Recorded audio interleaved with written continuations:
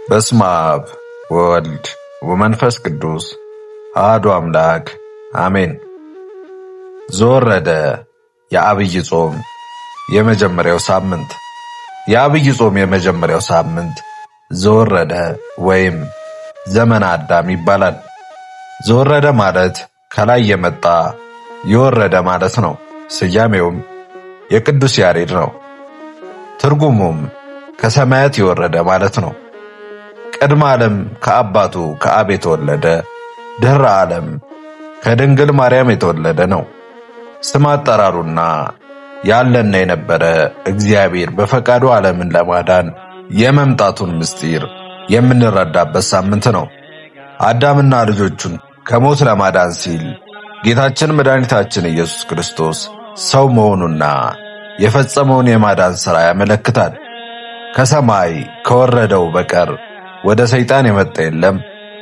ካለው ከጌታችን ከመድኃኒታችን ከኢየሱስ ክርስቶስ ቃል በመነሳት ሊቁ ቅዱስ ያሬድ በድጓው አዳምን ለማዳን ከሰማይ የወረደውን አምላክ አይሁድ ሰቀሉት፣ የሰማይ ሥልጣን ያለው የሁሉ ጌታ እንደሆነም ምንም አላወቁም በማለት ገልጾታል።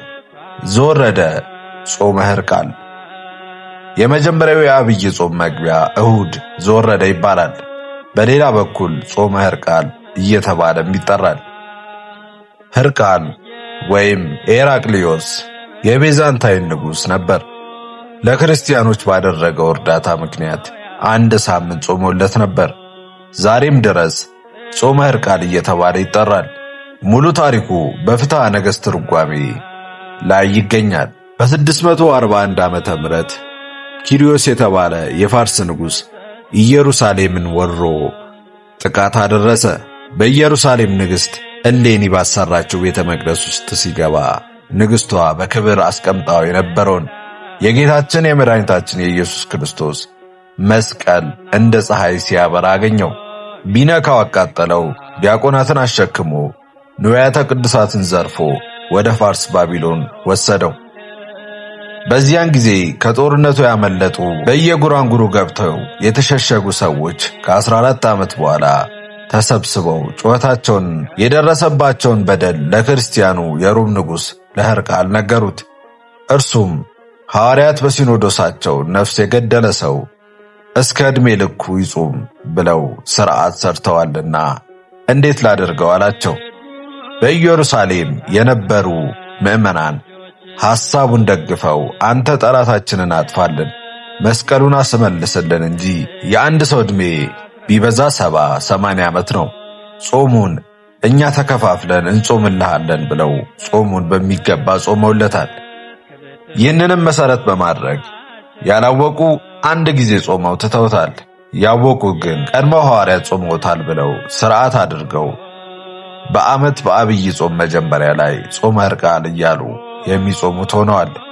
ቤተ ክርስቲያናችን ይህንንም ሥርዓት መሠረት በማድረግ ከጌታችን መድኃኒታችን ኢየሱስ ክርስቶስ ጾም የመጀመሪያውን ሳምንት ጾመ ሕርቃል በሚል ሰይማ እንዲጾም አድርጋለች። ጾመ ሕርቃል በዐቢይ ጾም። ጾመ ሕርቃል በጌታ ጾም ላይ እንዲጾም የሆነበት ምክንያት ጾሙ የጌታ ጾም በሚጾምበት ወቅት ላይ ስለተጾመ በቤተ ክርስቲያናችን አብራ ደንግጋዋለች። ለሕርቃል የተሰጠውን በጠላቶቹ ላይ ድል መንሳትን ለእኛም እንዲሰጠን የምንጠይቅበት ስለሆነ የመጀመሪያው ሳምንት በሕርቃል ሰይመን ጾሙን እንጾማለን።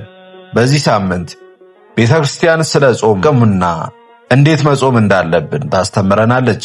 ቅዱስ ያሬድ በጾመ ድጋው ለሥጋችሁ ፈቃድ የተገዛችሁበት ያለፈው ዘመን ይበቃችኋል፣ ካሁን በኋላ ግን ጾሙ፣ ጸልዩ፣ ለእግዚአብሔር ተገዙ እያለ የጾም አዋጅ ያውጃል።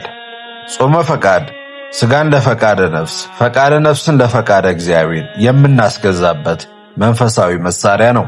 የእኛ ጠላት የጨለማ ገዢ የሆነው ዲያብሎስ ነውና እርሱን ደግሞ በጾም እንደምናሸንፈው ጌታችን መድኃኒታችን ኢየሱስ ክርስቶስ አስተምሮናል።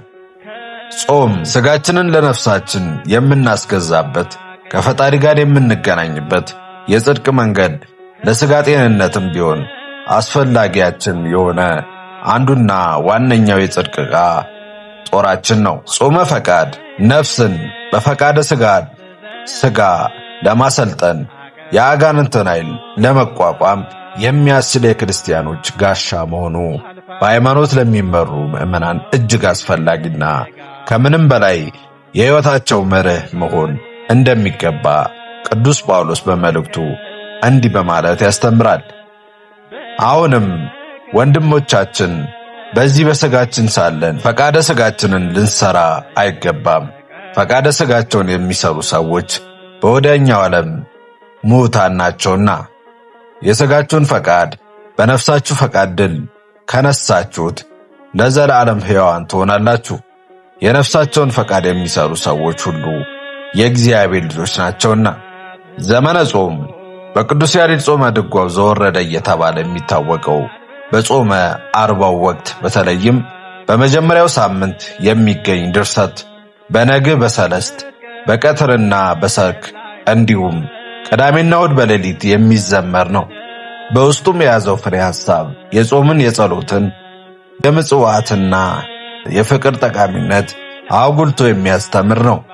ሊቁ ቅዱስ ያሬድ በዘወረደ ጾም ድጓው እግዚአብሔር ሙሴን ሕዝብ የከብት መንጋ ቤተሰብ ሁሉ በሰንበት ቀን ከድካማቸው ይረፉ በማለት አዘዘው። በማለት ሰንበት ለሰው ልጆች ብቻ ሳይሆን ሕይወት ላለው ነገር ሁሉ ጸጥታና ሰላም የሰፈነባት የእረፍት ቀን ስለመሆኗ ተናግሯል። በዚህ ወቅት ዘመነ ጾም ወይም ጾመ ሙሴም ይባላል። ጾም ከእግዚአብሔር ለሰው ልጆች የተሰጠ በረከት ነው።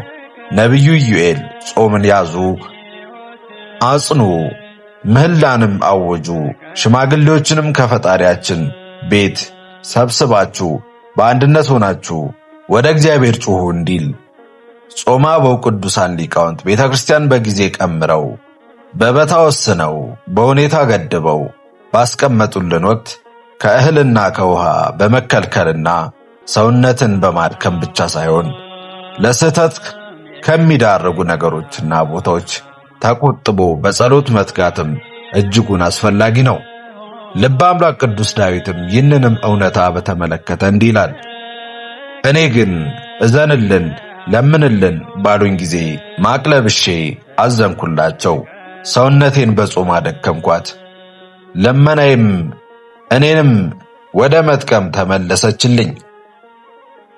ሰለስቱ ምዕትም ሐዋርያት የጾሙትና እንዲሁም የወሰኑትም መጾም ይገባል ብለው አጽዋማትን እንድንጾም ወስነዋል።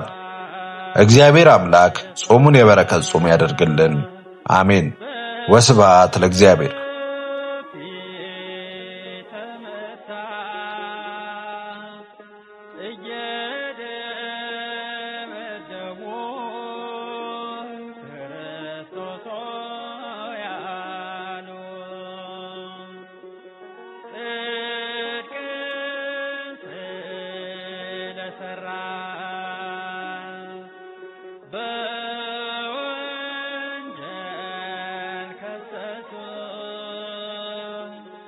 ለአዳም ቤዛ ብለህ ብዙ ተንገላታ።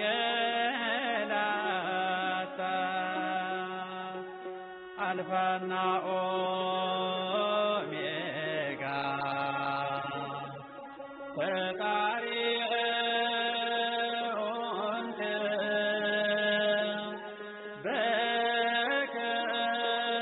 በከሃዲዎች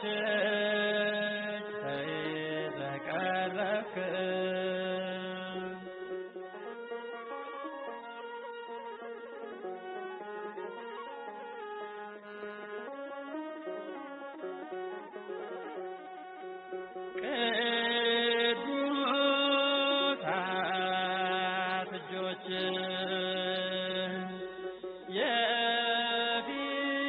የፊጥኝ ታስረው እንደ በግ ተጎተትክ ብትምራቸው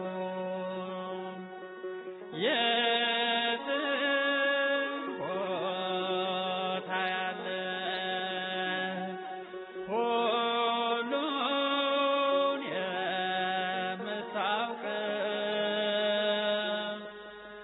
ቤትህ